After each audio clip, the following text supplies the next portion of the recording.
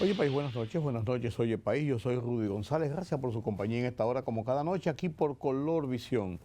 Analizamos los temas de interés nacional e internacional ocurridos en el país en las últimas horas, hechos que son noticias. Este martes continúa las entrevistas del Consejo Nacional de la Magistratura en una sesión donde van a ser entrevistados unos 20, 21 de los aspirantes. En la segunda semana, van a ser 3 semanas, la segunda semana de conocer estos postulantes y o postulados para ocupar 15 puestos, 5 puestos de jueces en la Suprema Corte de Justicia, 5 puestos de jueces en el Tribunal Superior Electoral, 5 puestos de jueces de sustitutos del Tribunal Superior Electoral. Esto tiene importancia, pareciera ser una letanía oírlos, pero tiene importancia en escucharlos, porque uno oyéndolo, viéndolo, y hay que cumplir ese protocolo que está establecido en lo que es la forma de elección de los magistrados de las altas cortes, y es importante escucharlos porque se ha formado toda una baraúnda, todo un ruido en torno a la decisión con 3 jueces de la Suprema Corte de Justicia que fueron evaluados previamente, que podían haber sido, de los 5 que están pendientes, haber sido 3 ya que se ratificaran en sus posiciones y ya nada más tenían que buscar 2. Pero se ha armado un escarceo tan grande por la forma de la votación, por el prestigio que dichos magistrados han desarrollado en la judicatura, y a decir de personas y grupos prestantes, por ejemplo, la Fundación Institucionalidad y Justicia, la misma Participación Ciudadana, las asociaciones y organizaciones que tienen que ver en el ámbito judicial, de que estos 3 magistrados eran 3 magistrados ejemplares, duchos, que se caía de la mata su ratificación. Sin embargo, el Consejo Nacional de la Magistratura tiene la última palabra y en este caso decidió que no se ratificaran. Lo malo quizás en esto fue que se esperó varias semanas para dar la explicación de por qué se tomó la decisión. Y la gente esperaba, y esas instituciones, que se emitiera el acta donde se tomó la decisión y el por qué. Como eso se dilató, dio tiempo a correr esta bola de nieve que se convirtió en una suerte de cuestionamiento para el sistema de escogencia de los jueces. En este sistema de escogencia participan 8 personas en el Consejo Nacional de la Magistratura que representan a su vez los 3 poderes del Estado.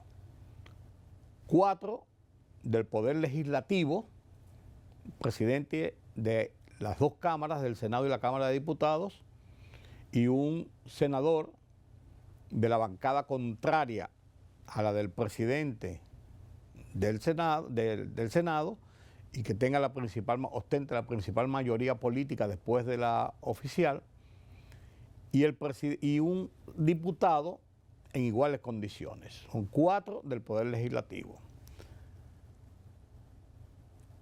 El Poder Ejecutivo, 5.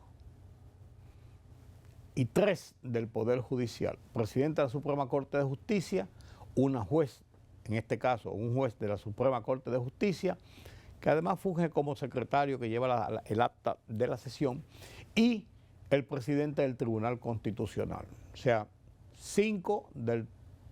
4 del Poder Legislativo, 1 del Poder Ejecutivo y 3 del Poder Judicial. Y entre ellos hacen las evaluaciones y toman las decisiones de acuerdo a los candidatos. Hay unos 84 candidatos postulados a estos 15 cargos en las altas cortes que se están discutiendo. 5 en la Suprema Corte de Justicia, 5 jueces, 5 titulares del Tribunal Superior Electoral y 5 suplentes a los titulares en el Tribunal Superior Electoral. Las entrevistas, las presentaciones van a seguir esta semana, martes y jueves. La semana próxima, martes y jueves, deben concluir y entonces viene un periodo ya de reunión interna. Estas votaciones, estas entrevistas son públicas, transmitidas por la televisión nacional. Entonces viene posteriormente, ya en Cámara de Consejo, en reunión privada, las evaluaciones que hacen, las votaciones por los aspirantes y las mejores puntuaciones. Entonces se decide darle paso para ser nombrados ya en la Suprema Corte de Justicia, en el Tribunal Superior Electoral, en este caso, en una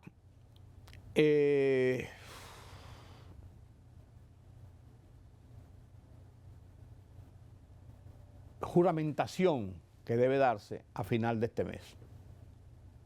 Se anunciarán y se hará la juramentación y ya estarán posesionados en esos cargos. Esto es importante porque en esta metodología se van haciendo las renovaciones contempladas dentro de la ley que rige, el mecanismo que rige las acciones del Consejo Nacional de la Magistratura, y se van haciendo para las renovaciones necesarias en las altas cortes, Suprema Corte de Justicia, Tribunal Constitucional, Tribunal Superior Electoral, etcétera, etcétera, etcétera. También tiene la elección de Procurador General de la República y lo tendrá en su momento, no estoy tan seguro, pero creo también, del Ministro de Justicia cuando se establezca el Ministerio de Justicia en enero próximo, ya consignado en la Constitución de la República votada el año pasado. Así es la cosa. Ojalá que estas decisiones puedan superar los ruidos que generó la escogencia o la decisión de no ratificar a los jueces de la Suprema Corte de Justicia, los 3 que estaban siendo bailoteados para saber si se ratificaban en el cargo. Dicho esto, tenemos en Haití un estado de sublevación prácticamente, tenemos en Venezuela y Haití y Estados Unidos un aumento de las tensiones, las elecciones en Chile y aquí en República Dominicana algunos ya desarrollos de lo que fue el tema del apagón de la semana pasada. Estos y otros temas lo analizamos después de la pausa. Los miembros activos o inactivos de instituciones castrenses o militares, como la Policía Nacional y el Ejército de República Dominicana, encabezan la lista de los principales autores de feminicidios en República Dominicana. Así lo revela el estudio Feminicidios en República Dominicana durante 2024, Radiografía de la Violencia Feminicida 2016-2024, el cual indica que los agentes usaron un arma de fuego para cometer el hecho y en el 67% de los casos se trató de su arma de reglamento. Asimismo, el 83% de los policías y militares que cometieron un feminicidio en 2024 optaron por quitarse la vida con la misma arma luego de perpetrar el hecho. Mediante sentencia TC 1148-25, el Tribunal Constitucional ratificó su precedente en virtud del cual queda eliminada la pena de prisión para los delitos de difamación establecida en el artículo 34 de la Ley 6132 sobre expresión y difusión del pensamiento. La decisión se deriva de un recurso de revisión constitucional de una sentencia dictada por la Segunda Sala de la Suprema Corte de Justicia el 19 de diciembre de 2018. El Ministerio de Educación, MINER, informó que concederá un plazo adicional de una semana hábil para que los maestros completen la etapa de autogestión de la cuenta docente institucional correspondiente al proceso de evaluación de desempeño docente 2025.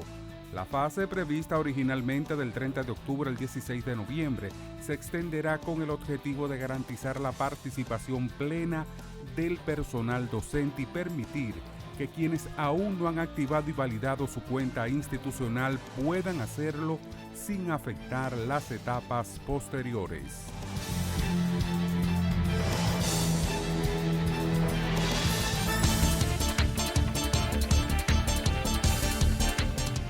En un escalofriante giro de los acontecimientos que agrava la crisis de seguridad en Haití, una coalición de grupos armados ha emitido una declaración contundente ordenando una guerra total en todo el territorio nacional y desafiando directamente la influencia y las acciones de los Estados Unidos. La advertencia difundida a través de canales no oficiales en las últimas horas incluye un llamado explícito a la población civil para que no salga hoy de sus casas, sugiriendo la inminencia de enfrentamientos violentos a gran escala en las calles de la capital y otras ciudades importantes. Los grupos armados han anunciado una escalada máxima de la violencia, lo que indica un colapso total del orden y la seguridad pública. La izquierdista Janet Jara y el ultraderechista José Antonio Kast competirán por la presidencia de Chile en una segunda vuelta el 14 de diciembre con el 40,3% de los sufragios escrutados. De acuerdo a los resultados preliminares del Servicio Electoral, la exministra comunista de Gabriel Boric tiene un 26,4% de los votos, mientras que el exdiputado ultracatólico logró un 24,4%. El resultado es bastante más ajustado de los que pronosticaban los sondeos antes de la veda electoral, que le daba a Jara una victoria por encima del 30%. El reciente presidente de Bolivia, Rodrigo Paz, aseguró que la corrupción durante los 20 años del gobierno del MAS supera los 15.000 millones de dólares, una cifra que, según dijo, aún podría aumentar mientras su administración avanza en investigaciones internas. El mandatario habló desde la Casa de Gobierno, donde afirmó que se hallaron casos extraordinarios de irregularidades. Paz sostuvo que este monto corresponde a un posible robo que debe ser certificado en las pesquisas oficiales, pero advirtió que unos cuantos ladrones destrozaron al Estado, aludiendo directamente a las gestiones de Evo Morales y Luis Arce, quienes, según dijo, dejaron el poder hace una semana tras 20 años de mala gestión.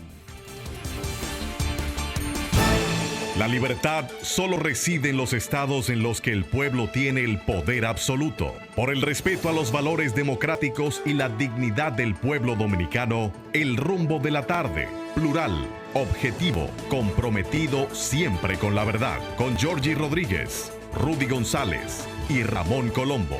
Los poderosos ya están en el aire.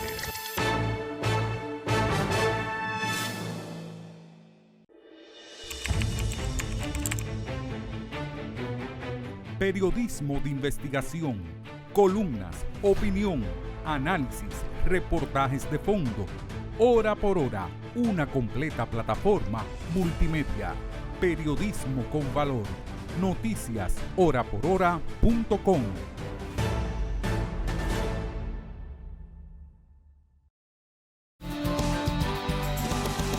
El apagón general que se produjo la semana pasada, martes de la semana pasada para ser más específico,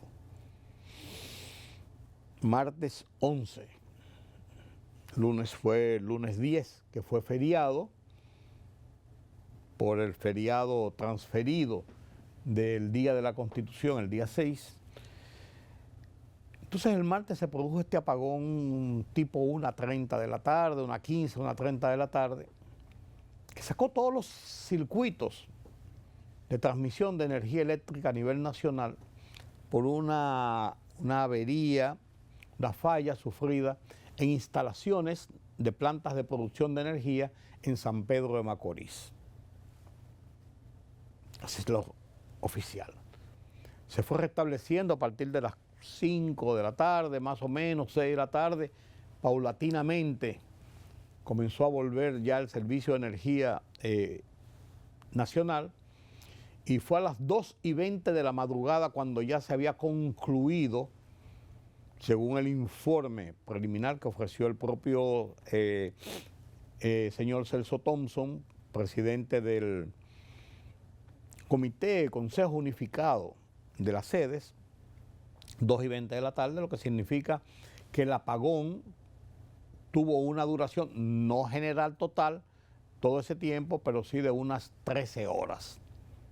O sea, sometidos al influjo del apagón. Unas 4 o 5 horas de apagón general inicialmente, y después la restitución poco a poco, paulatinamente, de la entrada de las plantas. Esto ha tenido un sesgo político en un momento determinado, porque lógicamente la oposición política aprovechó la circunstancia para enrostrarles deficiencias, incapacidad, mal manejo, de todo, a las autoridades de turno, que son sus contrarios políticos.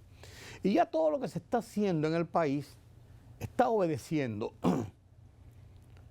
y se está buscando la parte política para atacar uno u otro, porque estamos visualizando el país hacia el proceso de las elecciones del 2028. Entonces, ¿qué ha estado pasando? En el tema de la energía, el gobierno del presidente Luis Abinader ha sido duramente zarandeado por los apagones en su momento, por deficiencias en su momento, por aumento no de la tarifa, sino de las facturaciones, quejas en el aumento de las facturaciones en su momento. Entonces, ese ha sido un tema contra el gobierno. Y ahora no se quedó atrás. Una semana después, o prácticamente una semana después de producirse y ponerse en manos del presidente de la República los primeros resultados de la investigación de qué pasó, por qué pasó, cómo pasó y qué consecuencias tuvo el apagón de la semana pasada, el presidente anunció este domingo, mediante decreto, las destituciones del director general de la OPRED, Oficina del Transporte de los Metros, Transporte Público, OPRED, Rafael Santos, y en su lugar designó al señor Yael Isa Tavares, que es un joven ingeniero que ha salido a la luz pública en los últimos tiempos, pero más bien enfocado o principalmente enfocado en el tren, el monorriel que se está instalando en la ciudad de Santiago. También él ha estado incidiendo en los anuncios del monorriel que se va a instalar en Santo Domingo y en parte de las operaciones de las instalaciones del metro de Santo Domingo. Ahora este joven, Yael Isa Tavares, ha sido designado director de la OPRED. Y ha sido designado director de la OPRED por su experiencia, lo que ha ganado en eso, y tiene una reputación hasta el momento ganada, porque ha estado siempre al filo de las informaciones sobre el desarrollo de la construcción de este monorriel en Santiago, que estará listo ya para el año que viene, en operación para el año que viene. y que tiene mucho que ver con esa experiencia ganada de Santiago con el que se ha propuesto para hacer en Santo Domingo, que es mucho más largo, mucho más ambicioso, que abarca mucho más áreas, en zonas más complejas para el transporte público, el transporte masivo. Pero conjuntamente con el caso de la OPREP, se puso de manifiesto una situación. El director de la OPREP, el señor Santos, exdirector ya destituido, dio unas declaraciones inexplicables, una justificación de lo que pasó en la OPREP, porque conjuntamente con el apagón también se apagó el sistema de transporte masivo, como es el metro. Pero acontece y viene a ser que el metro está dotado de plantas de emergencia que no funcionaron. La gente se quedó, cuando se paralizó el transporte, se quedó en los túneles, en los elevados, donde estaba el tren en ese momento. Y hubo que evacuar a la gente, unidades de los bomberos, unidades de defensa civil, unidades militares de los que cuidan de la seguridad del sistema de transporte, tuvieron que ir a rescatar a la gente. La explicación que dio la OPREP entonces, esta semana pasada, después del apagón, es que habían 40.000 galones de diésel, de combustible, para las plantas, que no se habían encendido nunca, y usted supone lo que hay allí, era una mercocha lo que había. Entonces decía que se estaba haciendo un mantenimiento profundo, o sea, todas las plantas estaban fuera al mismo tiempo. Usted no sabe cuándo se va a producir un apagón y necesita las unidades de emergencia de las plantas. Eso no está predicho. Eso no se puede hacer. Que se estaba cambiando, botando esas 40.000 galones de diésel para echarle nuevo diésel nuevo, 40.000 galones más, lo que cuesta eso. Pero más aún, que las baterías estaban dañadas porque nunca se prendieron, nunca se usaron, nunca se les dio mantenimiento, nunca se les dio reciclaje a ellas mismas, porque se encienden, igual que un vehículo, usted lo deja 3 meses parado en la puerta de su casa y no lo enciende, cuando va a hacer no tiene batería porque se descargó la batería. Otra excusa que inexplicable. Entonces, esas dos excusas inexplicables le provocaron inmediatamente la destitución del señor Rafael Santos.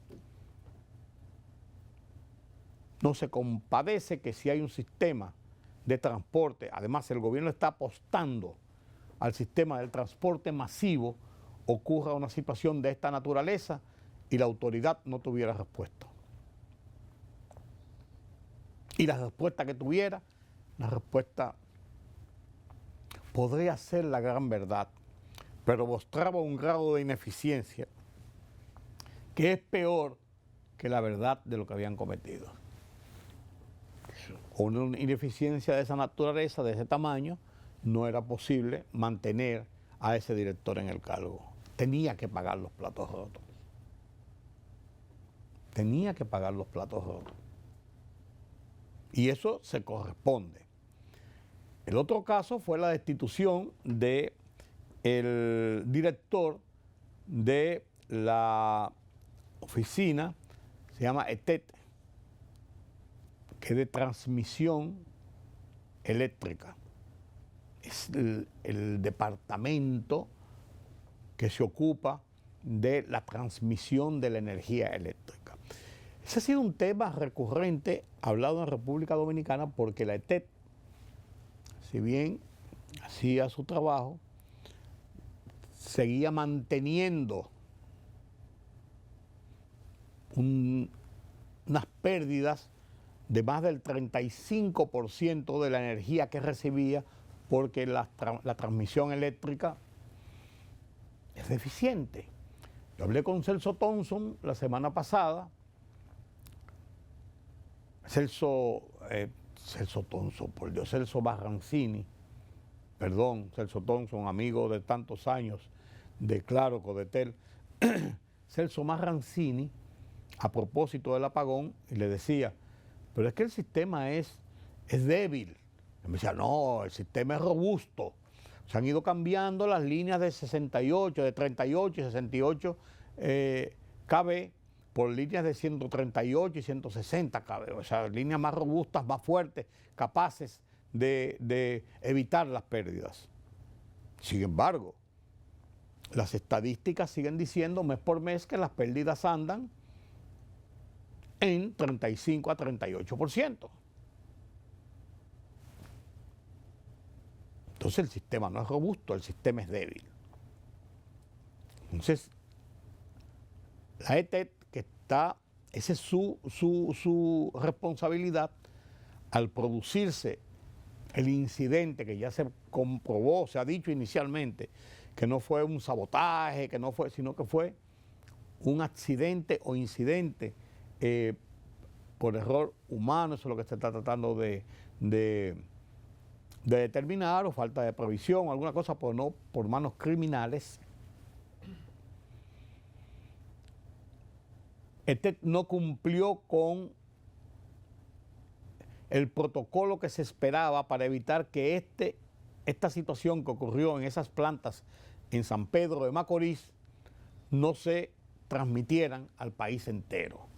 Una sobrecarga, un problema provocaba salida de la planta, quizás la otra planta que está interconectada inmediatamente, pero tiene que haber un bloqueo, donde hasta aquí llegó esto, bloquea toda la otra parte y toda la otra parte del país continúa teniendo energía.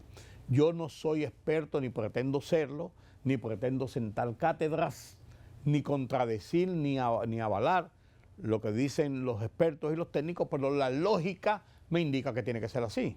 Usted tiene este país, se produjo una situación aquí, usted tiene que tener un mecanismo de aislar esto para que esto siga funcionando. Tiene que ser, porque la lógica indica eso. La lógica indica eso. Pero se produjo y parece que las explicaciones y los detalles y las informaciones de las primeras investigaciones que llegaron al Poder Ejecutivo, al presidente de la República, le hizo entender que no hubo un buen manejo y por eso le costó el cargo al ingeniero Martín Robles, y en su lugar se designó a Alfonso Rodríguez Tejada como nuevo director de la ETET.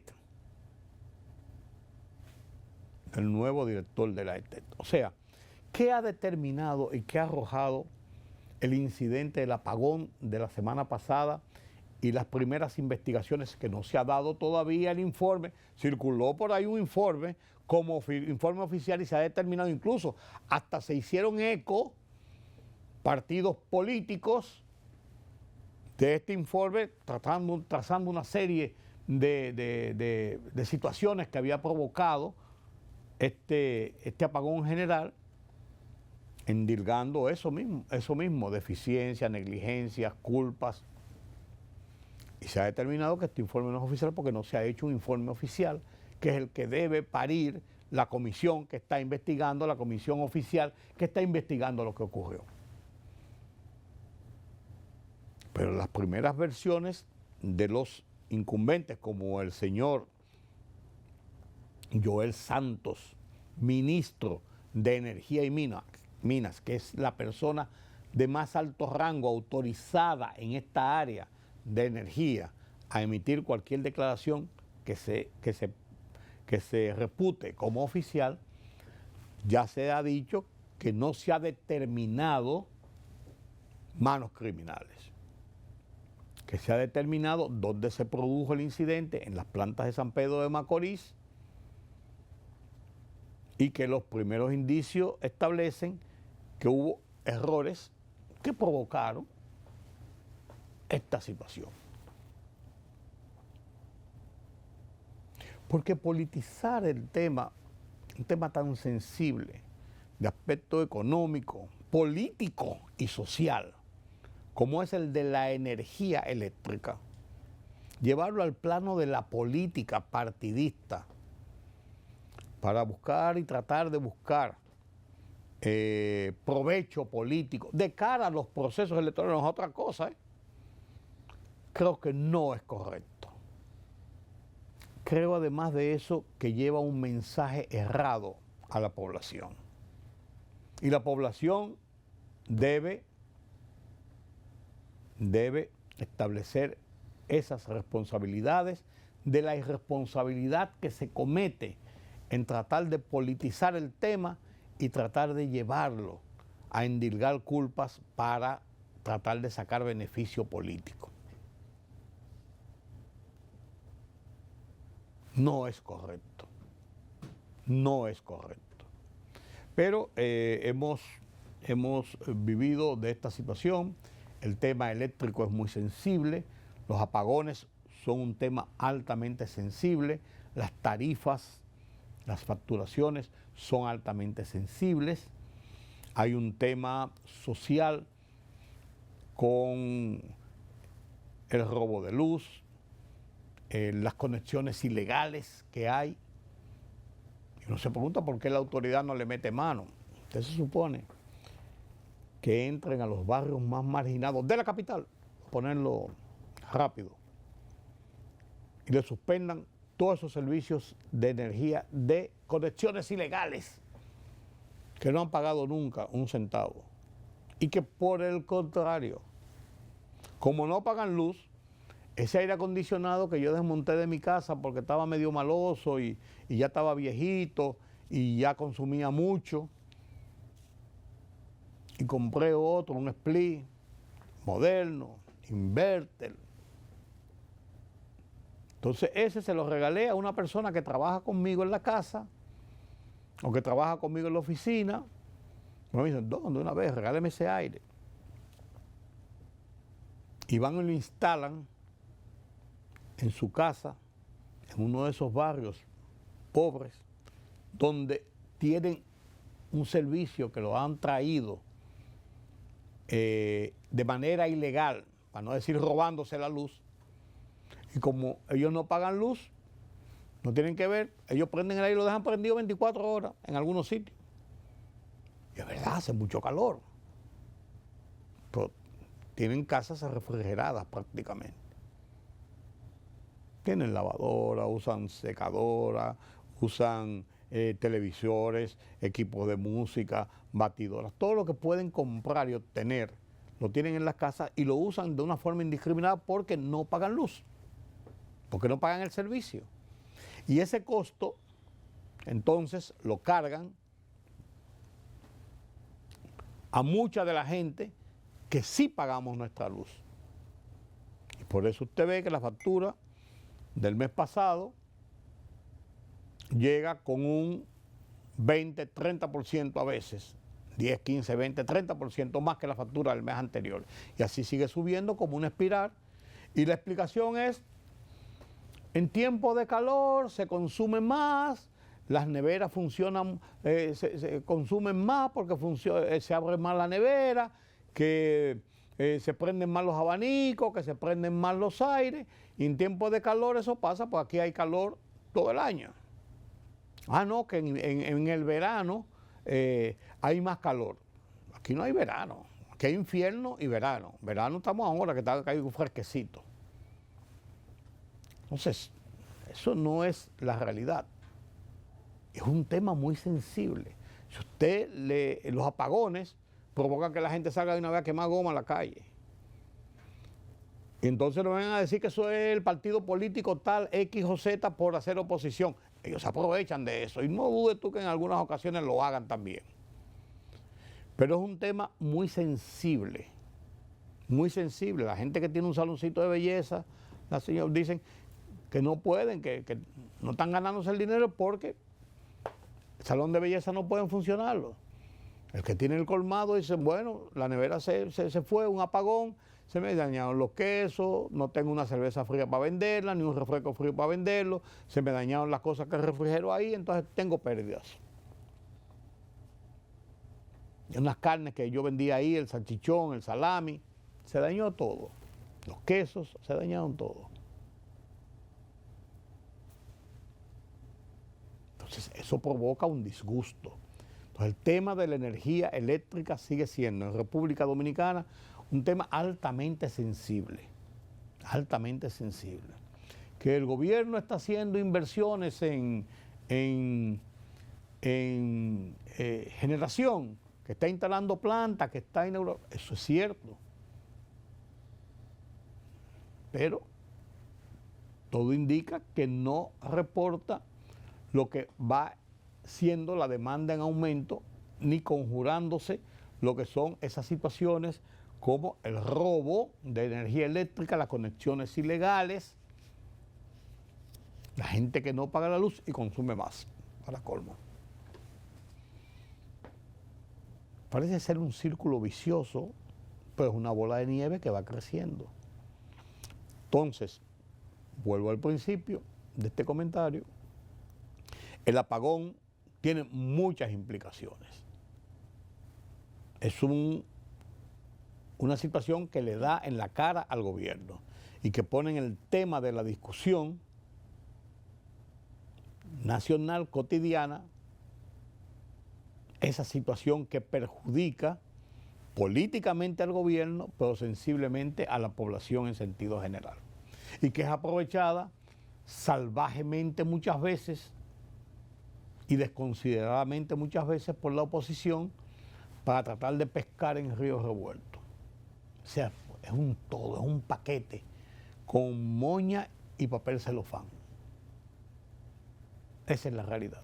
Entonces, por eso la destitución del director de la OPREP, por el mal manejo y la mala información sobre el tema de las plantas de emergencia en las líneas del metro, por eso la destitución del director de la ETET, por los problemas en las líneas de transmisión, las informaciones mal dadas sobre el porqué de estos apagones, porque muchas veces, es que ese es el problema, muchas veces los funcionarios tratan de justificarse.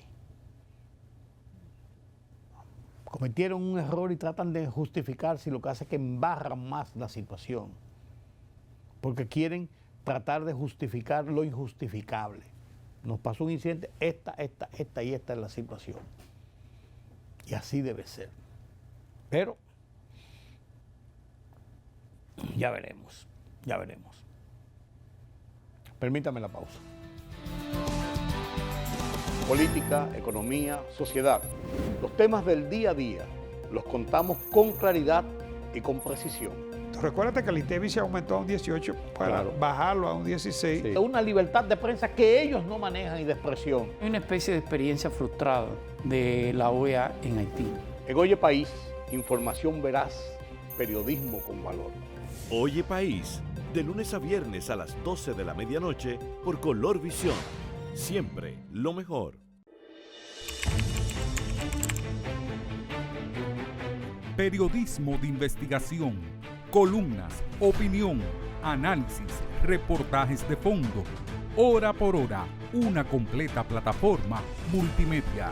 Periodismo con valor. Noticias horaporhora.com.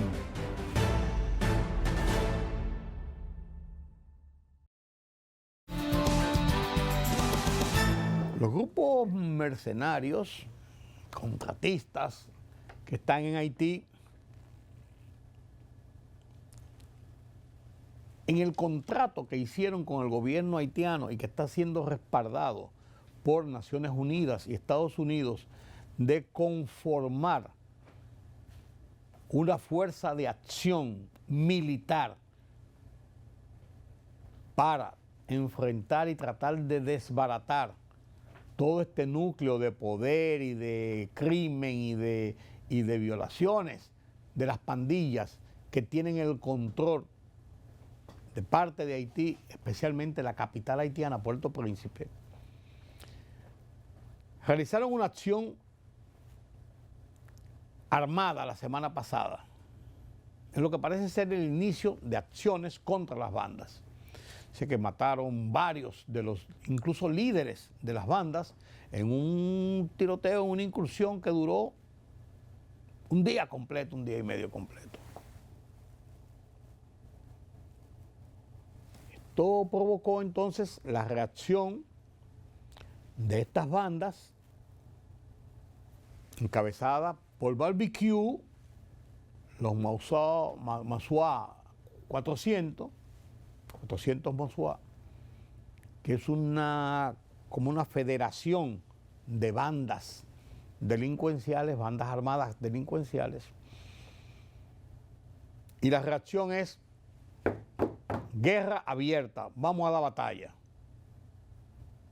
Le pidieron a la gente que no salga de sus casas porque van a tomar acción violenta, más violenta de la que han tomado, diría yo, porque han vivido en el último año de violencia en violencia descarnada con el control de la capital. Se habló en un momento que tenían el 98% del control de la capital. Entonces hay que esperar que estos grupos mercenarios, estos mercenarios de una compañía norteamericana que firmó un contrato con el gobierno haitiano, está siendo usado como punta de lanza de las fuerzas que Naciones Unidas está anunciando. Llegarán a Haití para acabar con las bandas, con el propósito de acabar con las bandas.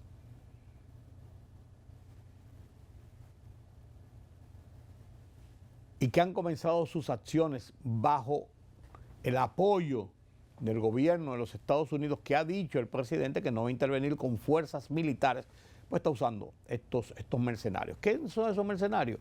Son soldados élites que ya han salido de las Fuerzas Armadas y comienzan a formar sus estructuras y van a diferentes países a hacer y a realizar acciones puntuales.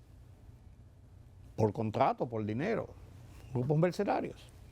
Son instituciones tan establecidas para eso. Son tropas élites. Reúnen aquí, a fulano de estar aquí, a fulano de estar aquí, a fulano de estar aquí, conforman sus equipos y son gente duros, de armas a tomar, de acción, estratégicos, guapos, con toda la capacidad técnica,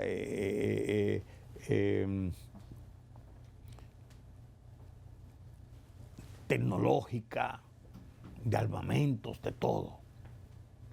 Entonces esta gente, con esa ofensiva que comenzaron la semana pasada, se indica que iban a seguir sobre las bandas, y las bandas han dicho, lo estamos esperando aquí, vamos arriba. O sea, lo que está pintado ahí prácticamente es una guerra civil. Porque hay un desenlace. Barbecue sabe que no se puede entregar, que no puede dejar. Las bandas, no, ya él va a morir en esa acción. Porque Barbecue sabe que si se entrega va a ser juzgado, lo van a condenar a toda la vida, no hay pena de muerte en Haití, pero lo van a matar en la cárcel o está condenado para siempre. Y él se la va a jugar.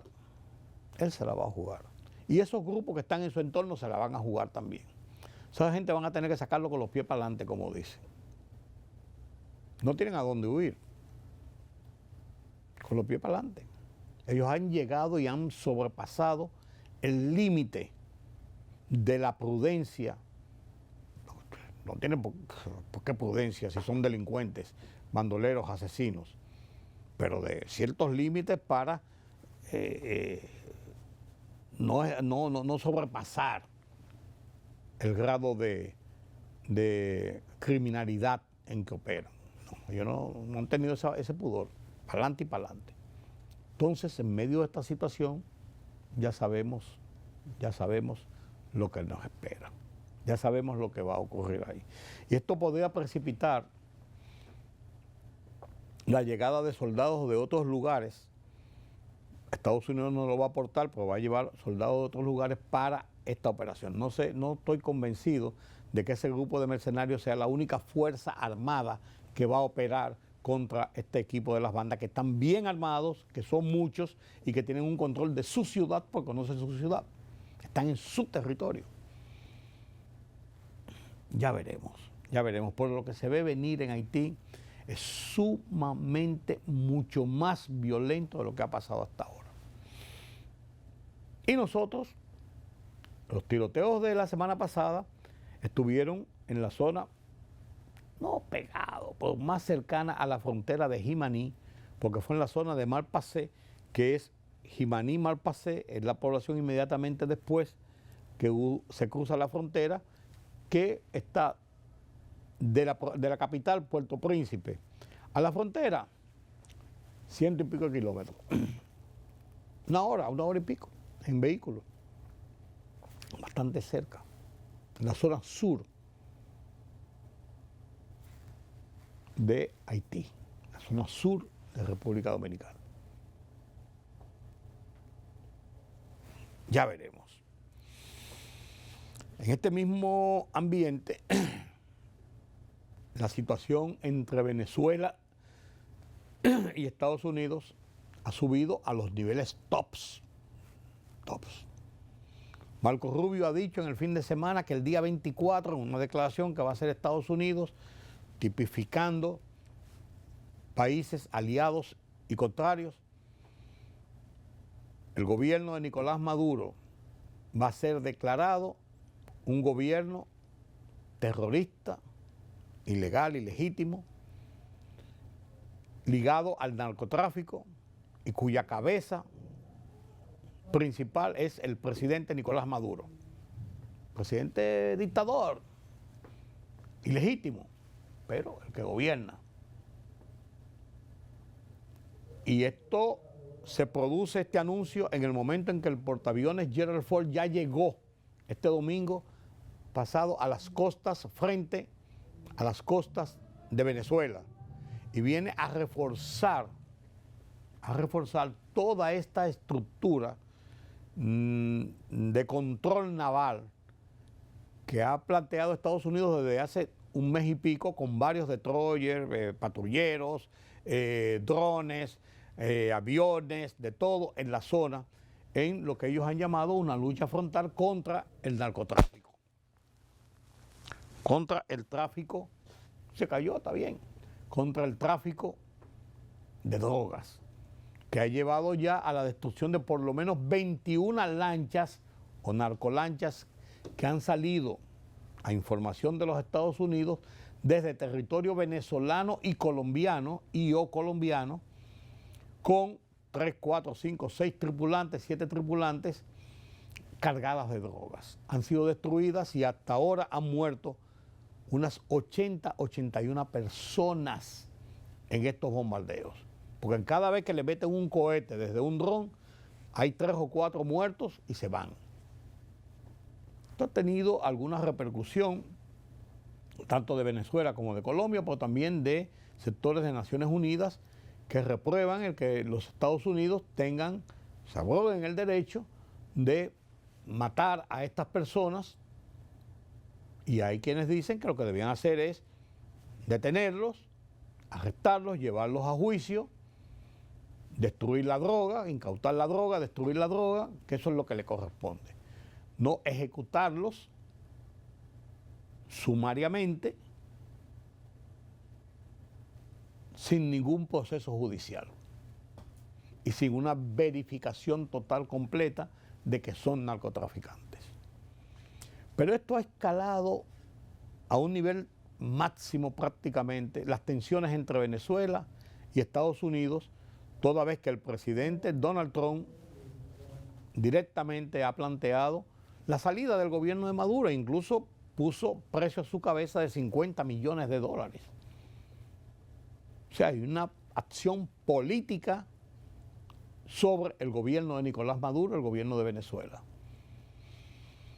Y si se ha temido, y Nicolás Maduro y el gobierno de Venezuela han auspiciado la formación de grupos paramilitares para enfrentar a la invasión norteamericana, dotándolo de armas y de estrategia, no se ha visualizado hasta el momento una acción militar de desembarco militar en tierra, aunque no se descartan acciones sobre puntos estratégicos en Venezuela. Pero esto ha vuelto, y digo, a escalar cada vez más, cada día, las tensiones entre ambos países. En una reunión del Pentágono en el fin de semana pasada, en la que participó el presidente Donald Trump y el equipo de seguridad de Casablanca y de las estrategias de los Estados Unidos militares, el presidente Donald Trump, al salir de ahí, dijo a los periodistas que tomó una decisión sobre qué van a hacer con Venezuela, pero dijo que no lo iba a decir. Pero que ya se tomó una decisión sobre el tema Venezuela. ¿Cuál será? Han surgido las especulaciones, pero con la presencia militar tan grande que tiene Estados Unidos en la zona, hay muchos que no descartan esa intervención, esa acción militar contra el gobierno de Maduro, y hay otros que dicen que es una acción de presión mayor para tratar de que Maduro entregue el poder. En las últimas horas estaba diciendo el presidente Donald Trump que el gobierno de Maduro ha dado, y el mismo presidente, como unas señales de que quieren sentarse a conversar, a resolver este problema antes de que haya una desgracia militar. Vamos a ver qué ocurre. Y el tema también que ha centrado mucha atención en América Latina en esta semana, a partir del domingo, es el resultado de las elecciones presidenciales en Chile. ¿Por qué? No son unas elecciones cualquiera. Hay un gobierno del presidente Boric, que es un presidente que surgió auspiciado por la izquierda. Pero el presidente Boric se ha vuelto un presidente mucho más conservador y ha girado más hacia la centroizquierda. Y hay gente que dicen que está en el centro. Entonces, la lucha en Chile, uno de los pocos países donde se desarrolla una lucha política electoral basada principalmente en las ideologías políticas, se ha dado en Chile. La candidata comunista, no de izquierda ni de extrema izquierda, comunista, porque hay izquierda, extrema izquierda y comunista. Ella es comunista. Janet Jara se alzó en la primera vuelta de las elecciones pasadas con un 26.85%, para un total de 3.478.000 votos. Le sigue cerca José Antonio Kast, que es el candidato de la extrema derecha. José Antonio Kast, con un 23.92% para 3.097.000 votos. Después le sigue otro candidato de la derecha, de la extrema derecha, Franco París, con un 19.71% para 2.552.000 votos. Y de ahí siguen bajando. Está Johannes Kaiser, que también es de derecha, con un 13%. Lo que indica esto es que para el balotaje, para la segunda vuelta, que va a ser en diciembre 8, las fuerzas de la derecha tienen una mayor posibilidad. Los que van a competir en la parte final son la señora Janet Jara y José Antonio Kast, o sea, la comunista y el de extrema derecha. Que las fuerzas de derecha, lógicamente, van a votar por el derechista, José Antonio Kast, que sacó un 23%, y que esas fuerzas le van a dar la victoria, lógicamente, a la derecha o a la ultraderecha, en este caso, para desplazar a la izquierda, que representa a Boric ahora y que representaría la señora Janet Jara en un próximo gobierno de haber ganado o de ganar las elecciones. En una segunda vuelta es quien saque más votos, ya no es un 50+1, es el que saque más votos, pero todo indica que las fuerzas de derecha combinadas a través de José Antonio Kast tienen todas las de ganar y volver a Chile a la extrema derecha. Interesante esta lucha ideológica. Los tres hablan de ofertas de gobierno de seguridad social, de cambios en la economía, de asistencia a los pobres, eso es lo clásico. Pero aquí esta lucha ideológica se ha tendenciado entre comunistas y ultraderechistas. Boric, centroizquierda, ya más moderado, está atrapado en el centro. Así las cosas. Interesante este desenlace de lo que está pasando en Chile e interesante para América Latina. Gracias por haberme acompañado en este conversatorio sobre los temas noticiosos de interés nacional e internacional. Yo soy Rudy González. Les tengo una cita para mañana nueva vez aquí en Color Visión, a esta misma hora. Pasen un feliz resto de la noche.